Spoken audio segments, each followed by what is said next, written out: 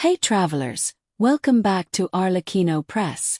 Today we're talking about one of the most anticipated arrivals in Genshin Impact version 6.0, Lauma. This mysterious Dendro wielder from the frozen lands of Nod-Krai is already catching the community's attention, not just because of her elegant, deer-inspired design, but because of the entirely new reaction mechanics she may be bringing to the game. Lauma's origins are steeped in the traditions of the Frost Moon Scions, a group devoted to the moon goddess, whose blessings are said to guide the people of Nod-Krai through their long winters.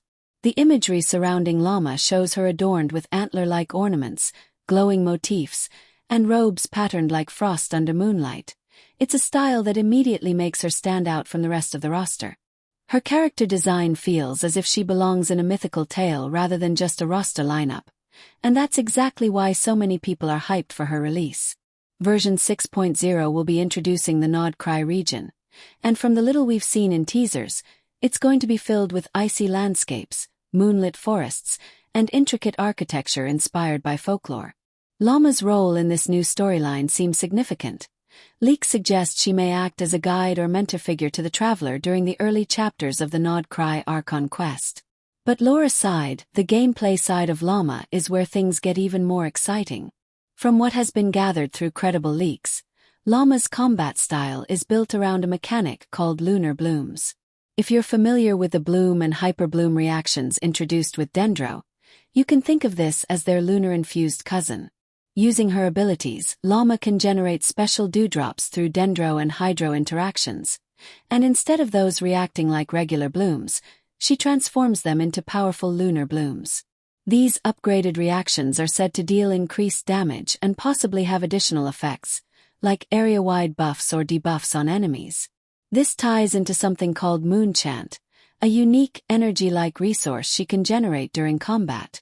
The Moonchant system seems to act as a gateway to her strongest abilities, most notably her elemental burst, which leaks have named Pale Him. When Pale Him is activated, it supposedly empowers not just her own lunar blooms, but also those triggered by her teammates, allowing for huge team-wide synergy. Imagine a coordinated team where every bloom is supercharged by Lauma's Moonlight Blessing. That's the kind of setup that could redefine reaction-focused team compositions. Now, this doesn't mean Lauma is going to be limited to being a pure support. Based on what's been hinted at, she may have scaling that allows her to deal significant damage while also boosting her team. Think of her as a hybrid between Nahidha's consistent elemental application and Nilo's bloom amplification, but with a unique lunar twist that makes her feel fresh.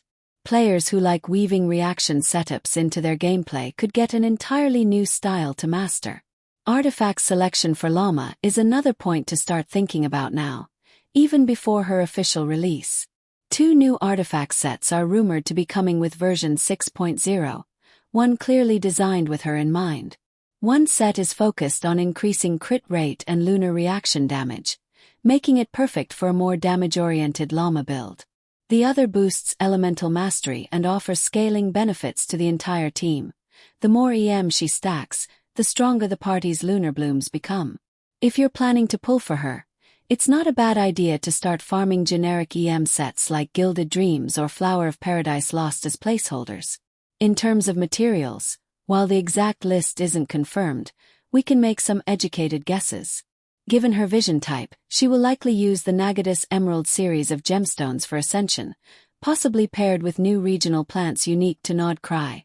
Maybe something moon-themed like frost-tipped blossoms or luminescent petals. Expect drops from new regional bosses as well, possibly tied to lunar beasts or constructs introduced in 6.0.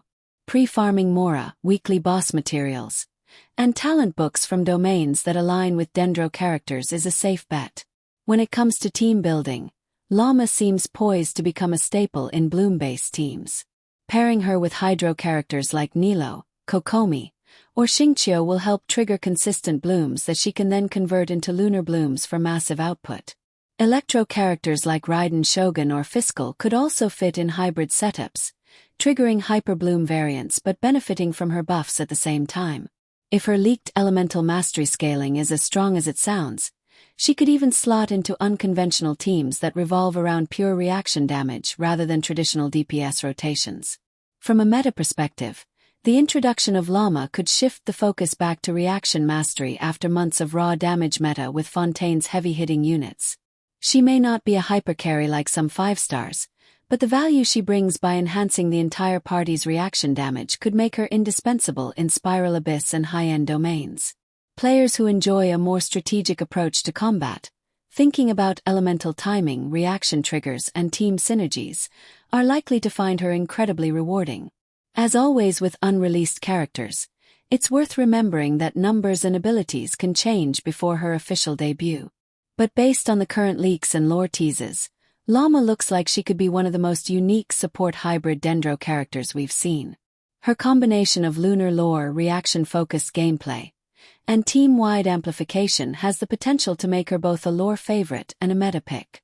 So, if you're planning to welcome Lauma to your roster, start preparing now. Save your primogems, stockpile artifacts, and be ready to explore Nod-Krai when version 6.0 drops. And if you're like me, you're probably just as curious about how she'll interact with Flynn's in the story. 2 moon-themed characters from the same region. That sounds like a recipe for some incredible quests and lore reveals. That's all for today's deep dive into Lauma. If you found this breakdown helpful and want more updates as we get closer to her release, make sure to subscribe to Arlecchino Press and drop a like and stay tuned.